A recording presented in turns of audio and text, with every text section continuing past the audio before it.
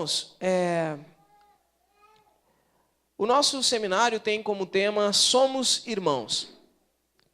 Estamos fundados no provérbio do capítulo 17, versículo 17, que diz que em todo tempo ama um amigo, mas na angústia nasce um irmão. Pensamos nesses dias em falar a respeito dessa relação tão difícil. Se você quiser uma Bíblia aí, levanta sua mão, o pessoal vai te alcançar uma Bíblia, né? E vai passar no telão logo também os versículos, eu acho. Vai? Vai? Não? Mas também não tem problema. É uma boa forma da gente começar a ler a Bíblia, né? E pensamos em falar a respeito dessa relação. O que acontece, irmão? Sempre que nós pensamos em relações de família, nós pensamos naquelas pessoas que estarão conosco sempre. Que Deus escolheu para andar do nosso lado no decorrer de toda a nossa caminhada.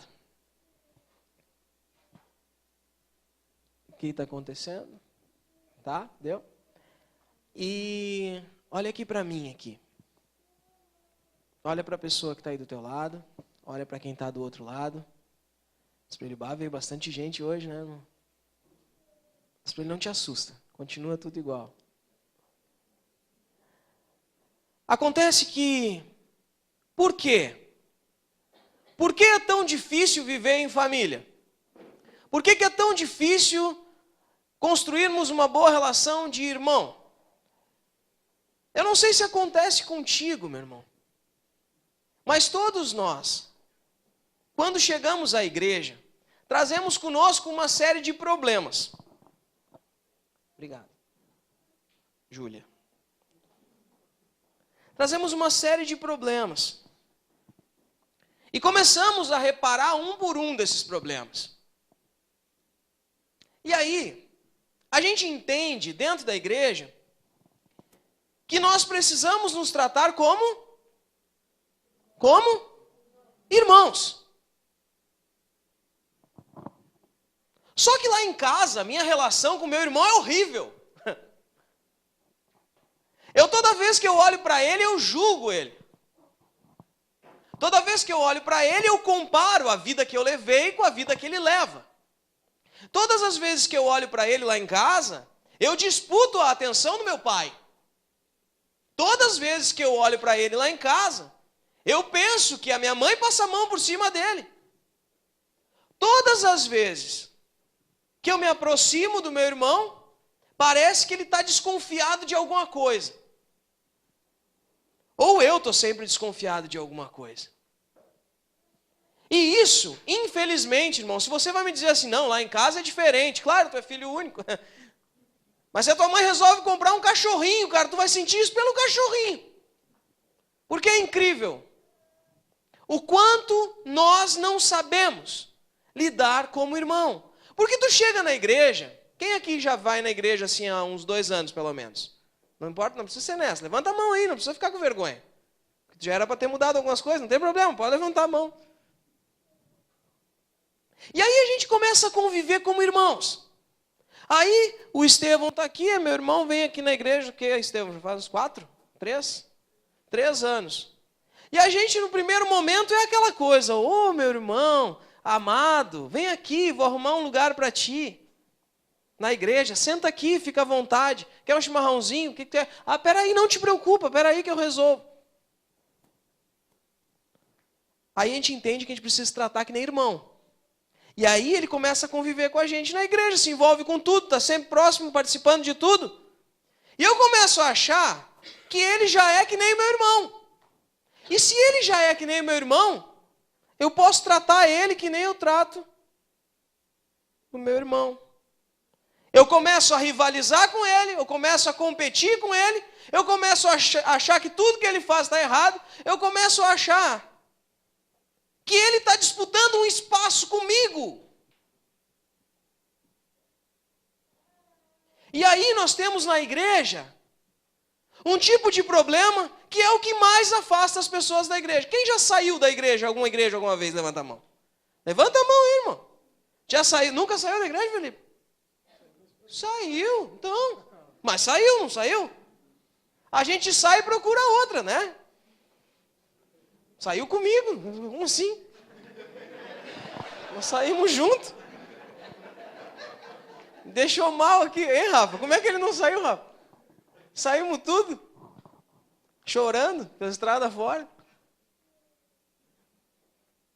A gente sai, via de regra a gente sai. Porque a gente é maltratado. Ou não? A gente não é maltratado? Só que a diferença é que lá na nossa casa, no Natal, a gente tem que aparecer. Não é? Lá na nossa casa, no Dia das Mães, tu tem que ir lá e tem que dar de cara com teu irmão lá. Aí na igreja tu vai noutra, esquece aquela gente. Isso acontece direto, cara. A história da Júlia e da Cláudia vai ser uma história muito interessante. Se você pensou que você ia dar risada em mais um teatrinho da igreja, não vai ser dessa vez. Gênesis capítulo 4, versículos do 1 em diante. Posso ler? Eu vou ler na NTLH, tá? Isso. Diz assim: Adão teve relações com Eva, sua mulher, e ela ficou grávida. Eva deu à luz a um filho e disse: Com a ajuda de Deus, o Senhor, tive um filho homem, e ela pôs nele o nome de Caim. Depois teve outro filho chamado Abel, irmão de Caim. Abel era pastor de ovelhas e Caim era agricultor. O tempo passou. Um dia Caim pegou alguns produtos da terra e os ofereceu a Deus, o Senhor. Abel, por sua vez, pegou o primeiro carneirinho nascido de seu rebanho, matou-o e ofereceu as melhores partes ao Senhor. O Senhor ficou contente com Abel e com a sua oferta, mas rejeitou Caim e a sua oferta. Caim ficou furioso, fechou a cara. Então o Senhor disse: Por que é que está com raiva? Por que anda carrancudo? Se tivesse feito o que é certo, você estaria sorrindo. Mas você agiu mal e por isso o pecado está na porta, à sua espera. Ele quer dominá-lo, mas você precisa vencê-lo. Aí Caim disse a Abel, o seu irmão: Vamos até o campo. Vamos até o campo. Quando os dois estavam no campo, Caim atacou Abel, o seu irmão, e o matou. Mais tarde o Senhor perguntou a Caim: Onde está Abel, o seu irmão? Não sei, respondeu Caim. Por acaso sou o guarda do meu irmão? Então Deus disse: Por que você fez isso? Da terra o sangue do seu irmão está gritando, pedindo vingança. Até aí, irmão.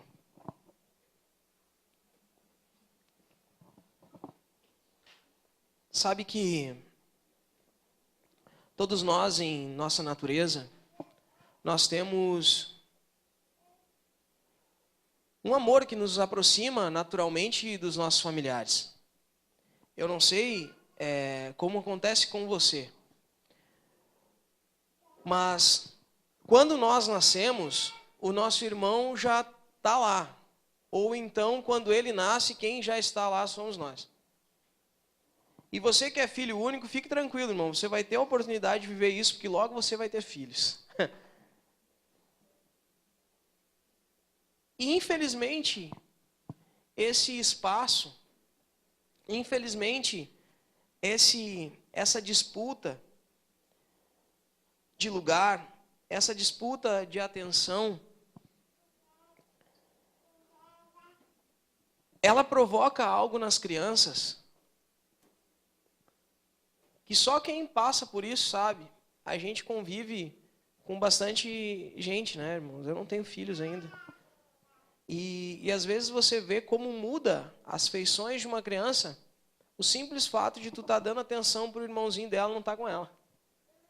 Eu não sei se você já passou por isso, se você já viu. Quer ver? Agora mesmo. Agora vem a Páscoa, não é? Não vem a Páscoa? Quem aqui tem afilhados? Levanta a mão. É bom, né, ter afilhados, né? É bom. Eu gosto um monte de ter afilhado. Às vezes eu não tenho tempo suficiente para dar a atenção que eu gostaria. Mas às vezes acontece o seguinte: tu tem um afilhado numa família e ele tem um irmão. E aí tu vai lá na Páscoa. Ei, sorriso. Vai lá na Páscoa. Daí tu leva um chocolate só pro teu afilhado. E ele tem mais um irmão ou dois. Eles olham para ti com uma cara de que tu é a pior pessoa do mundo que tu tá fazendo aquilo ali. E considerando que o ovo de Páscoa hoje em dia está, né, com um valor bem acessível, a gente deve comprar para todo mundo.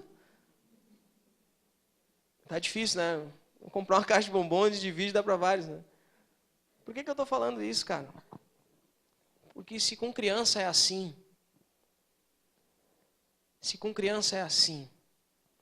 que via de regra, as crianças são o mais natural que a gente vai se tornar um dia, né? Daquilo que a gente vai se tornar. Como é que não ia ser da mesma forma com nós que somos adultos? Você leu comigo a história de Caim e Abel. Todos nós já conhecíamos essa história. Mas hoje, que dia é? Sexta-feira, não é? Não é sexta-feira hoje? Hoje nós celebramos, de uma forma muito estranha, mas nós celebramos a morte de Cristo comendo peixe. Por quê? Não sei. Aprendi na catequese que era porque... Não me lembro da catequese.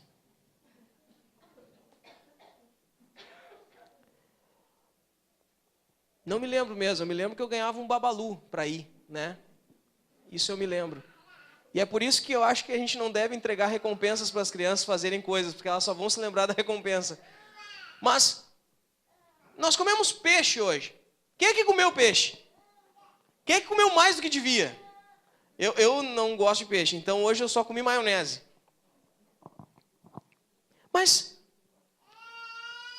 nós celebramos hoje o sacrifício de Jesus Cristo. Nós celebramos hoje a morte de Jesus.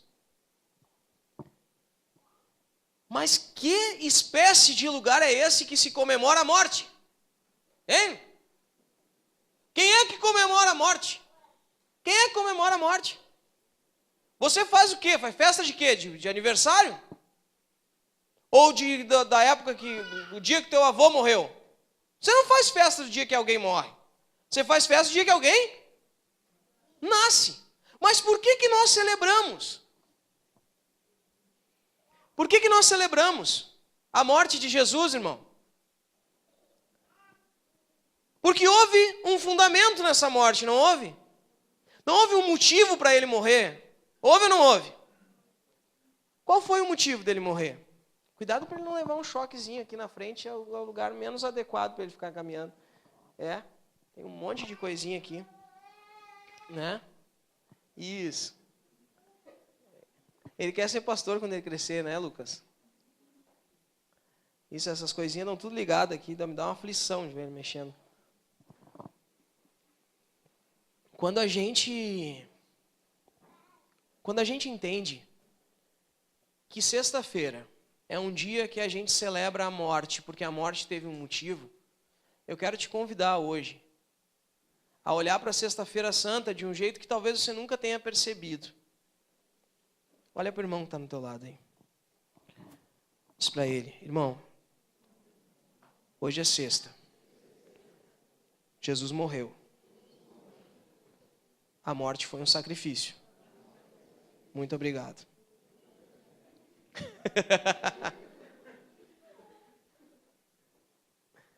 O que é um sacrifício? É a morte com um fundamento, com um motivo. Você já parou para pensar que Abel não fez nada de errado? O que Abel fez de errado para morrer? O que Abel fez de errado para morrer? Nada. Abel, ele ofereceu um sacrifício genuíno. Caim, cara, Caim eu me identifico um monte com ele, cara, apesar dele ser um homicida. Pensa comigo, você se lembra o que aconteceu um pouquinho antes? Adão e Eva caíram do paraíso. Eles saíram do jardim, eles foram expulsos porque eles cometeram um pecado. eles comeram do fruto que eles não deveriam comer. Eles se afastaram, eles escolheram desobedecer a Deus e se afastar da presença de Deus. Esse ato afetou, esse ato de rebeldia, esse ato de negação, afetou toda a humanidade. É justamente isso que quer dizer a palavra Adão, quer dizer humanidade. Toda a humanidade nasceu afetada por essa queda, por essa saída do homem do paraíso. E aí, eles crescem, Caim e Abel, ouvindo falar de um Deus que todo final de tarde vinha à presença dos seus pais e conversava com eles. Mas porque os pais cometeram um erro grave e abandonaram a Deus, eles não têm mais acesso a esse Deus. E eles crescem ouvindo essa história. Lembra do que Caim fazia? O que ele fazia? Ele era? Não, Caim. Só tem 2 chances para acertar, irmão.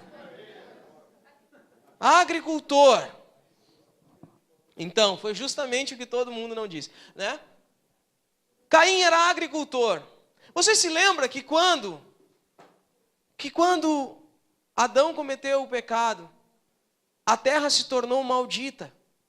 A terra começou a produzir abrolhos e espinhos. A terra começou a produzir ervas daninhas. Porque naquela época, tocava a semente e nascia e não precisava cultivar a terra. Na época do paraíso, eles se serviam do jardim. Não existia esforço físico para ter retribuição alimentar. Eles se alimentavam simplesmente daquilo que nascia da terra. Mas a terra entendeu o seu papel e se tornou maldita. E o que acontece? Caim era aquele que lidava com o resultado do pecado dos seus pais. Porque o que é cultivar a terra se não tirar os abrolhos, os espinhos, as ervas daninhas dali, para que a terra produza? Caim todos os dias saía de casa e lidava diretamente com o motivo que fez que eles não tivessem acesso a Deus. Todos os dias Caim tinha que mexer na terra para que ela produzisse. Alguma coisa foi ensinada para esses 2 filhos. O próprio Adão e a Eva, e não é à toa que Adão é o nome daquele senhor do filme, eles ensinaram, eles falaram a respeito de Deus. Eles falaram a respeito do lugar de onde eles vieram. Caim tinha que fazer o que ele tinha que fazer. Caim era o mais velho. E um dia ele resolveu: eu vou pegar dessas frutas aqui e vou oferecer a Deus. Irmão, você está aqui na igreja hoje. E eu vou falar hoje com vocês sobre sacrifício, sobre oferta. Você trouxe sua carteira aí, irmão? Você deixa ela aí no bolso, nós não vamos mexer nela hoje. Porque hoje você não vai comprar a Deus. Você não vai trocar o seu dinheirinho do seu esforço com a presença de Deus. Caim chegou e apresentou frutas e algumas coisas que ele produziu da terra, com o esforço do seu trabalho, porque ele era agricultor, ele lidava com o motivo do pecado.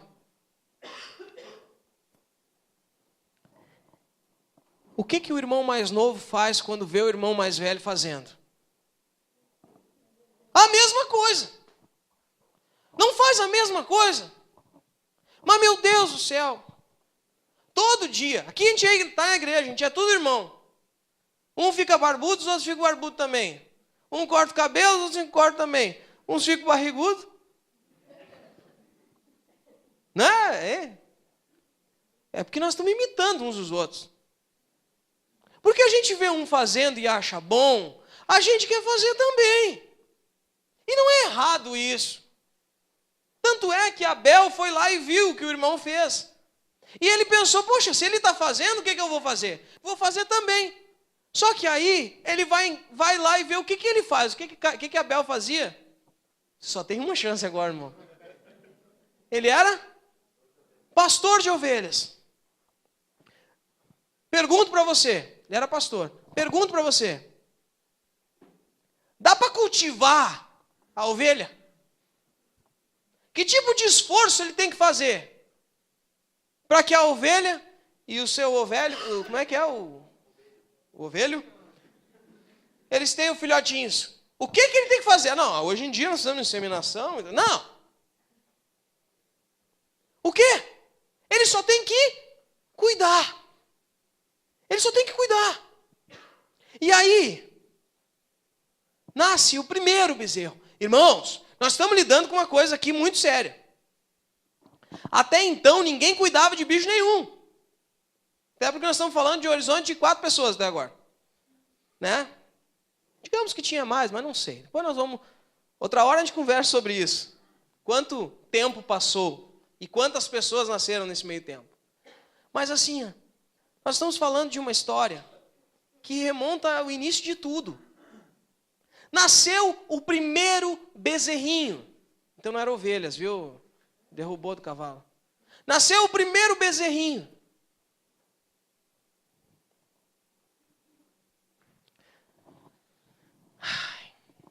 O Luizinho criava peixe no aquário bonito. Tem ainda lá? Morreu tudo já. Tem? Aí imagina que tu compra um casalzinho de peixe e tu fica cuidando do casalzinho. E daqui a pouco, irmão, nasce um monte de filhotinho. Nasceram lá, né? Eu me lembro que falou uma vez.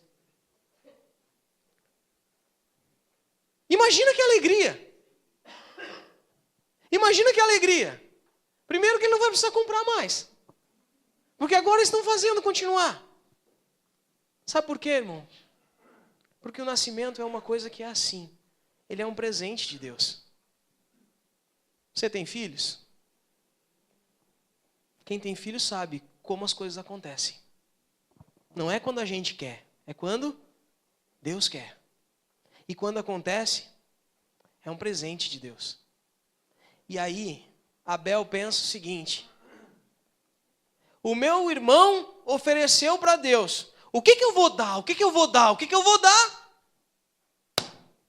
O primeiro bezerrinho é aquilo que eu tenho de mais precioso. Carneiro. O meu diz o que aqui, irmão? Sim, mas o meu diz bezerro. Mas não importa também se é bezerro, se é carneiro.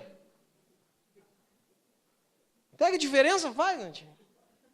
Então tá. O que vocês preferem? Esse lado que é bezerro, esse lado que é carneiro. Carnezerro. É porque às vezes a gente se prende em umas coisas, né, irmão? Uma vez eu fiquei bravo por causa que a tradução da minha Bíblia dizia 72 e as outras diziam 70. Eu disse, pô, mas esses dois vão fazer tanta diferença assim? Mas o que acontece, irmão?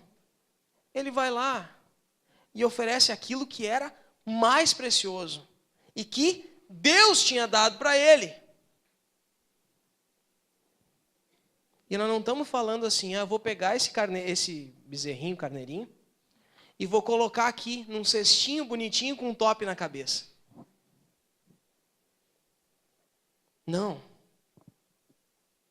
Ele foi morto, aquele animal. Ele matou aquele animal. As melhores partes daquele animal foram oferecidas. Então nós estamos falando aqui de algo bem difícil de fazer. E aí o que aconteceu, irmão? Aí Deus recebeu a oferta de um e não recebeu a do outro. Deus aceitou a oferta do animal, mas não aceitou o produto da terra de Caim. E eu pergunto para você, irmão, por quê? Por quê? Tem um monte de gente que fala um monte de coisa a respeito disso. E não é sobre a interpretação teológica do qual os motivos que nós vamos conversar hoje, até porque não existe nada muito definido. Mas uma coisa Deus sabia, que os motivos pelos quais Abel apresentou aquele animal era pela fé. E o motivo pelo qual Caim apresentou aquela oferta não era pela fé. Porque lá em Hebreus 11 vai falar que pela fé Abel apresentou a sua oferta e foi aceita. Mas imagina você, frustrado porque você não vive com Deus por o erro dos teus pais. Frustrado porque você tem que trabalhar para garantir o seu sustento. Você chateado porque você não tem acesso a um Deus que os teus pais tiveram acesso. Porque você é o cara que lida diretamente com a terra. Você é o cara que tem que trabalhar nesse lugar aonde antes imperava a graça, mas agora existe a lei do esforço. E aí você quer Deus. Aí você quer um Deus que resolva os teus problemas. Aí você quer chegar e ter acesso a Deus de novo. Aí você chega e pensa o seguinte: não, eu vou fazer uma oferta aqui, porque Deus vai falar comigo. Eu vou tentar levar alguma coisa para que Deus tenha cuidado de mim. Eu vou tentar chamar a atenção dos olhos de Deus. Há 15 anos atrás, quando a gente não sabia nada, não que agora a gente saiba, mas nós cantávamos uma música que dizia assim: olha para mim e não olha para o irmão. Porque a gente acha que se a gente traz uma oferta, a gente vai colocar o nosso pedido em cima da pilha. Eu não sei se foi isso que Caim fez. Eu sei que a oferta de Caim não foi aceita, irmão. Mas aquilo que motivou Caim a dar uma oferta é a mesma coisa que nos motiva todos os dias. A gente faz as coisas para ser reconhecido. A gente faz as coisas para que as pessoas aplaudam,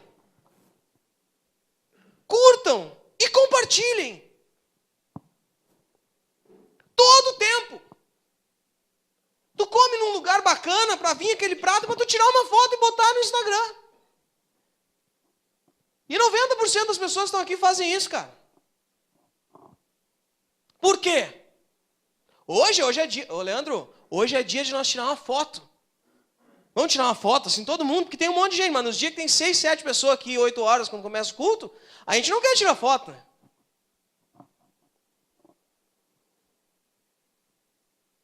Porque a gente quer ser reconhecido. Só que pior do que alguém não nos reconhecer, é alguém fazer o que é certo do nosso lado.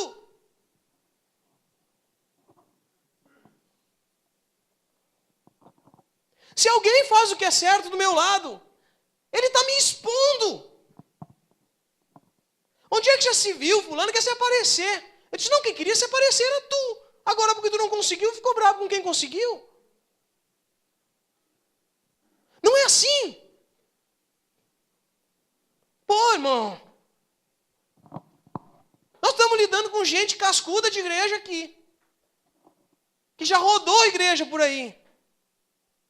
A gente sabe que as coisas são assim. Todos os dias, desculpa se tu nunca botou o pé numa igreja, estou falando disso. Não estou dizendo que é tudo ruim, mas estou dizendo o seguinte, não está num lugar de gente santa, não. Até porque senão tu também não estava aqui, né?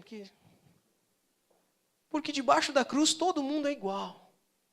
Todo mundo está num barco à deriva, com as suas disputas, com as suas lutas, com as suas dores e os seus sofrimentos, com as suas demandas, com a sua injustiça, com a sua dificuldade de lidar com os problemas e com as frustrações.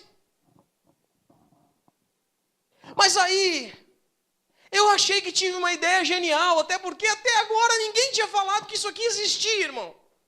Porque esse negócio de dar oferta, isso aí já vem na nossa cabeça há muito tempo, mas até agora não acontecia isso daqui. Ele teve uma ideia genial. Eu vou tentar barganhar com Deus. Eu quero ver se ele vem aqui para eu me falar para ele que eu não aguento mais tirar a erva daninha do meio da plantação. para dizer que a culpa foi do meu pai, eu não tenho nada com isso. Eu queria que ele viesse aqui para ele resolver o meu problema. E eu pergunto para você, hoje, que tipo de oferta você tem apresentado com a sua vida? Como é que você chega na igreja? Às vezes, as campanhas de evangelismo são pedindo que Caim venha para a igreja. Venha, traga, bote num envelopinho e deposite na urna. Que aí tudo vai dar certo. Porque se você sacrificar, Deus vai te abençoar. E aí quem tem nojo da igreja por causa disso, como eu tenho, nós temos algo em comum. Quem tem nojo disso, passa longe de todos os templos onde as pessoas se reúnem. Porque sabe o que acontece, meu irmão? Quando o camarada sai, você já deve ter visto isso, com o envelope do dízimo na mão, e cruza os corredores, ele parece que está pisando sobre os outros. Não é? E se aquele envelope é recheado, meu Deus, aqueles irmãos dizimistas e ofertantes hoje vão receber uma unção especial. Hoje vão receber uma unção especial. E vão subir os degraus, os 5, 6 ou 7 degraus do altar. E vão receber uma unção. E depois vão colocar o seu envelope na caixinha. Quando ele vem, ele cruza, sobe aqueles degraus. Na nossa igreja, por motivos óbvios, não tem degraus. E ele está lá em cima, e aquele homem, cheio,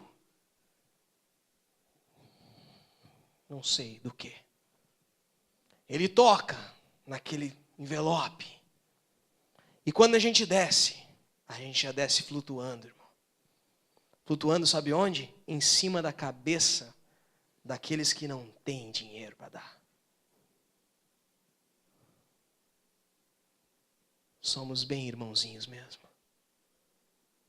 Porque se o meu pai chega em casa e me dá um videogame e não dá o presente para minha irmã, eu olho para ela igual quando eu estou descendo do altar da igreja.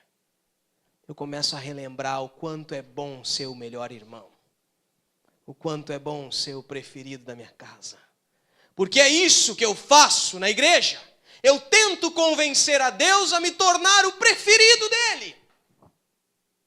E eu passo o tempo todo fazendo isso.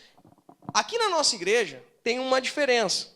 Que a gente não tem aquele símbolo de toda a autoridade, aquela coisa toda. Que seria aquele cara, pastorzão, né? Com abotoadura, aquele cara, sabe? A gente não tem isso daí. Mas nas igrejas maiores que encaram dessa forma, essa atenção é disputada pela atenção do pastor. Quem é que consegue puxar mais a barra da calça do pastor? Quem é que consegue chamar mais a atenção dele? Mostrar que faz coisas legais. Olha como eu sou talentoso. Olha como eu canto, como eu toco, como eu danço. A dança é uma beleza. Misericórdia. Né? Como eu faço coisas, como eu tenho dons e talentos. E aí eu consigo influência. Aí eu consigo influência. O que é influência? É que a minha opinião seja mais importante que a dos outros. Porque eu passo o tempo todo competindo. O tempo todo. Só quem já foi escanteado sabe o quanto é ruim. Quem é que joga futebol? Você já ficou por último para ser escolhido no time? É brabo. É brabo. Se não ficou, né? Sabe quando tu tá do lado de alguém no colégio? Eu sempre fui meio, né? Eu sentava na frente. E aí tinha uma guria, que um dia ela se converte, talvez assista o vídeo, mas eu vou falar o nome dela. Até porque não tem problema, não estou falando nada demais. Chamava Carolina. Carolina. Ai, que raiva que eu tinha da Carolina. Sabe o que é? Tirar 10 em todas as provas? Tem cabimento isso aí. Mas chegou o dia. Tio Chico, tu te lembra disso, tio Chico? Tu era da outra turma do lado, mas não tem problema. Chegou o dia, nós tínhamos uma disciplina lá. Uma disciplina. Que era técnicas comerciais, domésticas, industriais. Acho que era industrial. Acho que se encaixa mais com industrial, não tem nada a ver. Já contei isso aqui uma vez, mas o público se renova, né? Os irmãos vão se desviando. Que a gente tinha que fazer uma extensão. Sabe extensão? De luz. Ha! Terminei minha extensão, porque estava sempre colado no meu pai, vendo tudo que ele fazia. Terminei bacana. Olhei para o lado e a Carolina passando o trabalho. Ah! Toma, Carolina! Cadê teu 10 agora? Olha a minha extensão. Nunca mais me esqueci. Estou falando da terceira série, irmão. Quarta série, sei lá que série é isso. Nem existe mais essas coisas agora, as pessoas só sabem mexer no celular. Fui lá ajudar a Carolina. Nunca mais vi a Carolina. Ela deve ser, sei lá, astronauta, não sei.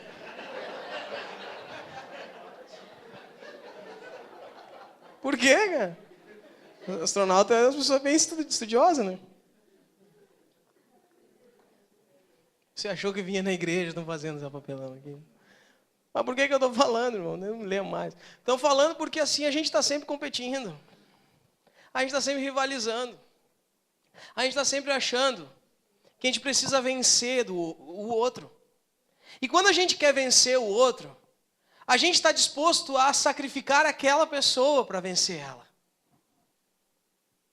A gente está disposto a humilhar essa pessoa para a gente se sobressair.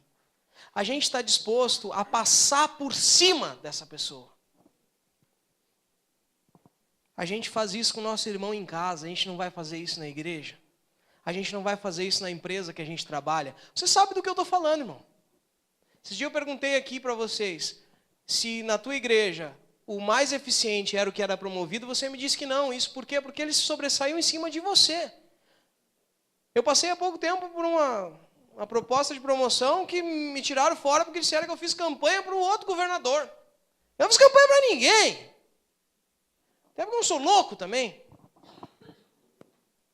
Mas as pessoas mentem para passar umas por cima das outras. A gente passou aqui na igreja por um tempo. Deixa eu ver se eu falo ou não falo, vou falar. Quando a gente chegou aqui na igreja, que idade nós tínhamos? Que idade tinha, Lipe? 9 anos atrás? 20 anos? Eu tinha 19? Eu não sei o que acontece, eu ando com essa gente há um tempão, eu sempre sou velho. Mas 9 anos atrás, 33, 34 eu tenho. 33, 34. 33, né? 33. Então, menos 9, eu sou das humanas. 24 anos, já era velho. Mas eu tinha 24 anos. Todo mundo era mais novo que eu. E continuam, isso que é brabo.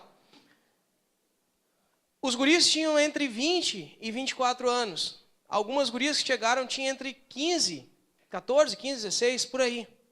Sabe o que aconteceu? Todo mundo passou pelas fases mais difíceis da vida juntos. Nós passamos por adolescência, por namoros, por fracassos, por empregos, desempregos, faculdades e troca de faculdade, abandono de faculdade, tudo juntos. Passamos por tudo junto. Só que o que acontece na vida de alguém entre 20 e 25 anos, irmão? Relacionamentos. E aí tu é meu irmão e tu é minha irmã até a hora que tu resolve gostar da mesma pessoa que eu gosto. É brabo, mas muita gente saiu dessa igreja por causa disso, sabia? Teve gente que porque gostava da mesma pessoa, saiu da igreja.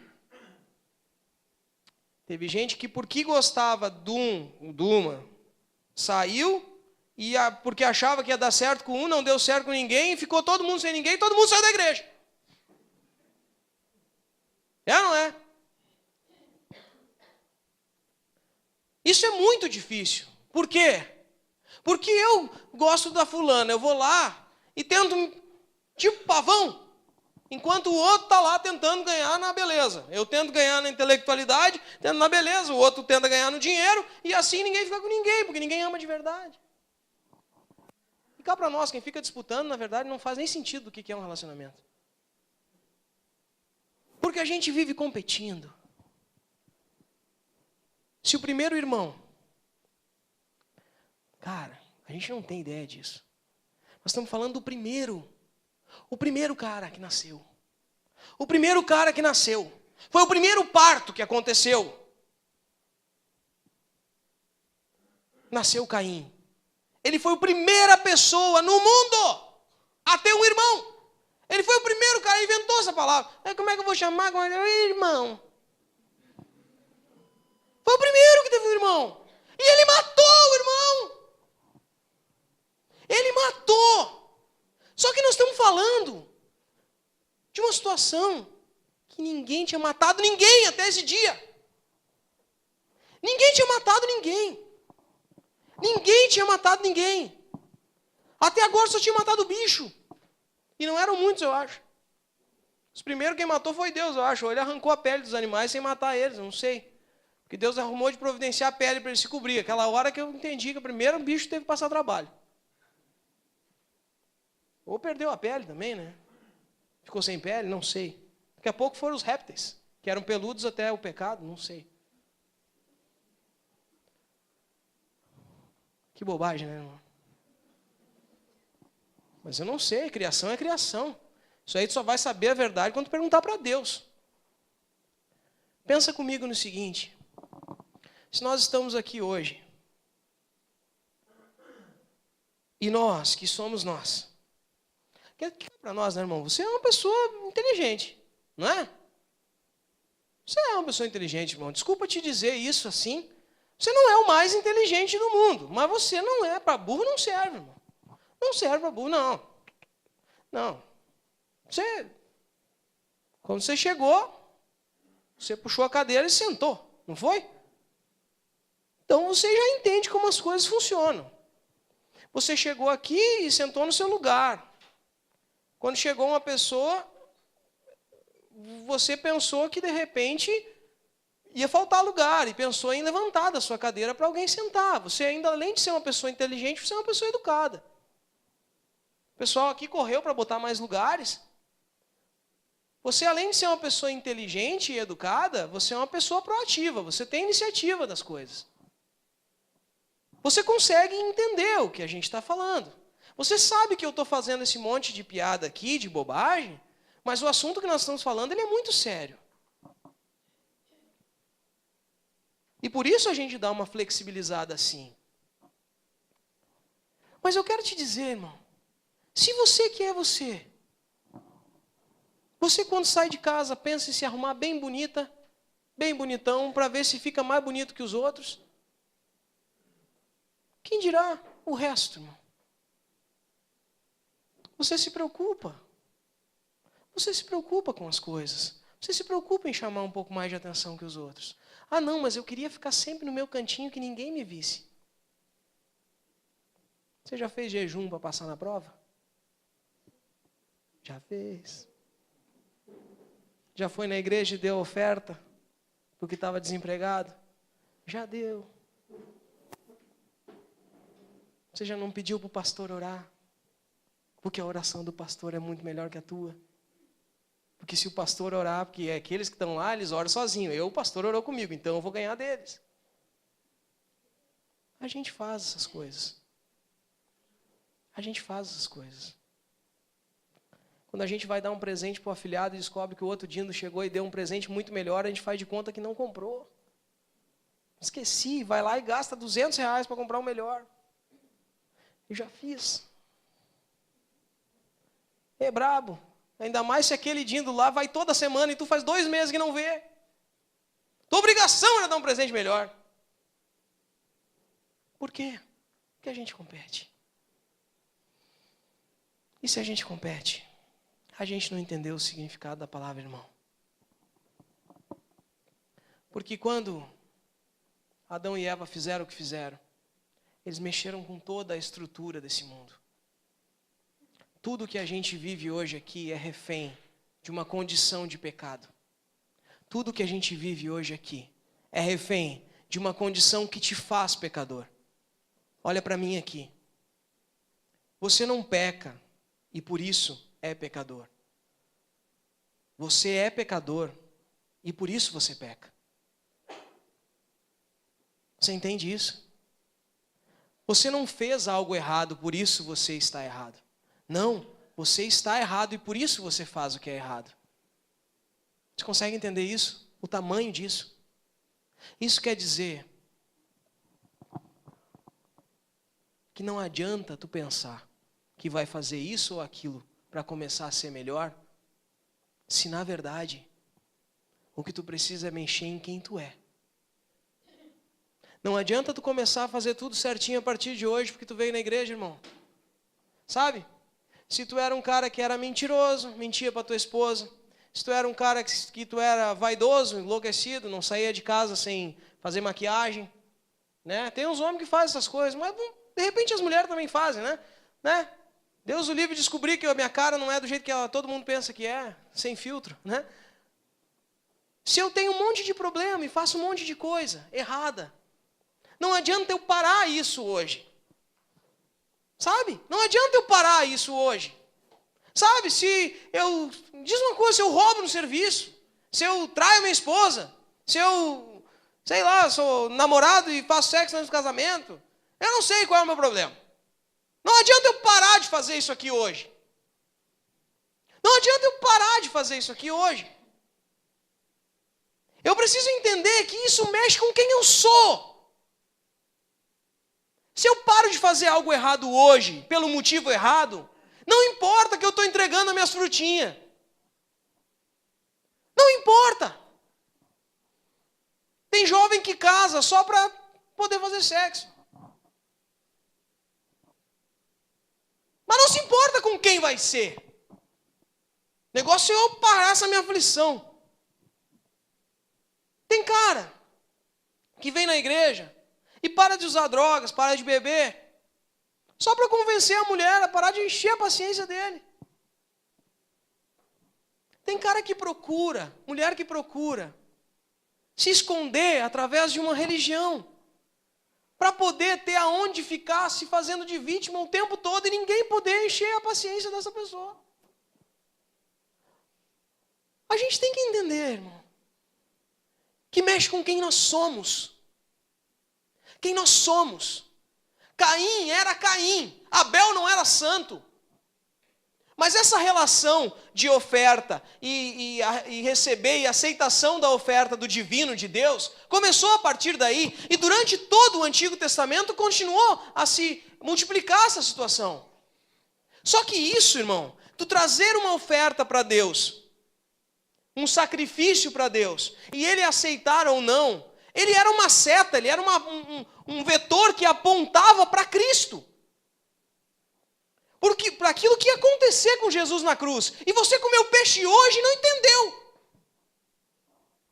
Que hoje foi o dia que morreu, que se sacrificou, aquele que deveria ser o cordeiro, aquele que deveria ser a oferta de Abel, aquele que era a oferta aceitável ao Senhor. Esse morreu ali, na cruz de Cristo. Foi o cordeiro. O cordeiro que foi morto. Eis o cordeiro de Deus que tira o pecado do mundo. Essa relação de oferta e aceitação de Deus criou um vínculo que se chama santidade. Aquela oferta devia ser santa. Aquela oferta devia ser santificada. Porque ela representa quem? Quem que representa essa oferta? O Cristo, que é santo. Por isso que eu não posso oferecer coisas de qualquer jeito. O que eu ofereço tem que ser santo porque aponta para aquele que viria, que era o Filho de Deus. Tem noção disso? Tem noção disso, irmão? Por isso que você vai abrir a sua carteira hoje. Não mexe na sua carteira hoje, irmão. Porque nós não estamos falando de dinheiro. E aí a gente acha que a gente representa Deus com 10% do teu salário. A gente acha que representa Deus vindo aqui e cantando. Louco para estar em casa olhando o jogo do Grêmio. Ou do Inter também. Enfim, tanto o primeiro quanto o segundo melhor time do estado. O que nós vamos fazer? A gente precisa entender que aquilo que apontava antigamente para a cruz, somos nós hoje apontando para a cruz de volta. A nossa história é marcada com a cruz de Cristo e com a morte dele, que foi na sexta-feira. E é por isso que a gente está aqui. Essa morte teve um motivo. E esse motivo foi dizer o seguinte: a oferta de Caim não foi recebida, mas a oferta de Abel foi. Porque a oferta de Abel, primeiro, foi um presente de Deus. Segundo, foi o melhor que ele tinha. E terceiro, ele não queria nada. Ele queria só agradar a Deus. Ele tinha fé. Ele não queria nada. Ele só queria agradar a Deus. E aqueles que alcançaram a morte no jardim, receberam no mesmo jardim a própria vida do Senhor Jesus. Jesus Cristo, no Getsemane, ele disse: Senhor, se possível, afasta de mim esse cálice de sofrimento, mas que seja feita a tua vontade, não a minha. E já na cruz, no seu último suspiro, ele disse: a ti, Senhor, eu entrego o meu espírito. Ele se entregou. Ele morreu pelo nosso pecado. O texto que nós lemos dizia o seguinte: que a terra se abriu para receber o sangue derramado do irmão, e que ela clama por vingança. Eis a vingança, eis a justiça, a justificação na cruz de Cristo. Jesus Cristo veio para pagar o pecado naquela cruz. Ele veio para cumprir a dívida do primeiro pecado. E tudo apontou para ele antes, no Antigo Testamento. Só que hoje, a nossa vida também aponta para ele. Só que hoje, nós entendemos diferente, gurizada. Hoje, a gente entende o seguinte: nós temos que apresentar a nossa vida como sacrifício vivo. Nós devemos apresentar. Nós precisamos entender que se nós fazemos parte daquele que está na cruz, porque nós nos chamamos igreja, nós devemos ser as mãos que alcançam hoje aqueles que estão perdidos. Sim ou não? Nós devemos ser o corpo de Cristo, a igreja, que acolhe aquele que está perdido, que está perturbado, aquele que está com problemas, ele vai encontrar em nós o Cristo, o mesmo da cruz. Porque eu sacrifico a minha vida em favor do meu irmão. Porque se eu não consigo amar a esse que vejo, como posso amar a Deus que eu não vejo? E eu entendo que a minha vida hoje eu devo entregar em favor desse que é meu irmão. Só que isso eu entendo aqui na igreja. O difícil é fazer lá na empresa, o difícil é fazer lá na faculdade, o difícil é fazer lá em casa. Eu entendo que aqui, se chega alguém que é mais recente, pensa comigo, irmão. Quem é que está aqui desde que começou? Levanta a mão quem está aí desde o início. Levanta a mão aí. Levanta aí, irmão. Pô. Aí, ó. Imagina, Lê. Como é que é teu nome mesmo? Desculpa. Se a Carol chegasse e não tivesse lugar, e tu tivesse bem sentado, o que tu ia fazer? Dizer para ela: coitada, vai ter que ficar de pé? Não. Tu ia levantar e dar lugar para ela, ou não? Óbvio que sim. Não é, Gui? Mesma coisa com a tia Nilda, se ela chegasse, tu... não, senta aqui, mãe. Sabe por quê, irmão Jair? Porque na igreja é fácil da gente fazer o que a gente deve fazer. Na igreja é fácil a gente fazer o que a gente deve fazer. Mas se às 3 horas da manhã teu telefone toca e tu vê, diz, pá, é o irmãozinho. Tocou e a primeira vez tu ficou pensando se atendia ou não e não atendeu. Daí tu pensa assim, puxa, ele vai pensar que eu estou dormindo. E aí toca de novo, Carol. Tu ligando para ler, tu com um problema na tua casa. E aí ela atende ou não atende. Daí ela lembra que há pouco tempo ela entrou no WhatsApp. E estava lá o número, lá, como ela visualização às 3 horas da manhã. E aí ela começa em conflito. E agora? Ela vai ver, ela não vai ver, ela vai ver, ela não vai ver? Será que ela não tentou entrar no WhatsApp? Agora o que eu faço? Vou ter que atender. Ó Caim se apresentando aí. Porque eu não tenho que fazer nada. Porque aqui na igreja é fácil. Estou dando um exemplo da Lê. A Lê nunca ia fazer isso. Né? Até porque ela ia estar dormindo mesmo. Né? Estou dando um exemplo porque as coisas são assim. Eu não tenho o que fazer. Eu não tenho o que fazer. Porque eu não estou sendo pressionado a nada. Mas agora eu faço porque eu quero. E eu quero porque eu entendo que aquilo que eu vivia como irmão antes, agora eu já não vivo mais. Aquela competição que eu vivia antes, agora eu já não tenho mais. Porque tem uma coisa que é muito mais importante para mim hoje. Eu sigo hoje, não a Caim, eu sigo a Jesus Cristo. Aquele que se preocupou com os outros primeiro. Aquele que pensava que a vida é cheia de sacrifícios, então eu vou sacrificando um e outro para me conseguir me destacar. Agora ele pensa o seguinte, não, a vida é feita de sacrifícios. Que morra eu, para que o outro sobreviva. Esse foi o Jesus que eu sirvo. Esse me ensinou o que é ser irmão. Porque em todo tempo um amigo ama o outro. Mas esse mundo é cheio de angústia. É cheio de desgraça. É cheio de dor. E na hora da dor, que você sabe quem são os teus irmãos. Porque não são aqueles que deveriam ser. São aqueles que quiseram ser. Não são aqueles que precisavam ser. Não, são aqueles que quiseram ser. Aqueles que estavam lá nos momentos mais difíceis. Nem sempre foram aqueles que deveriam ser.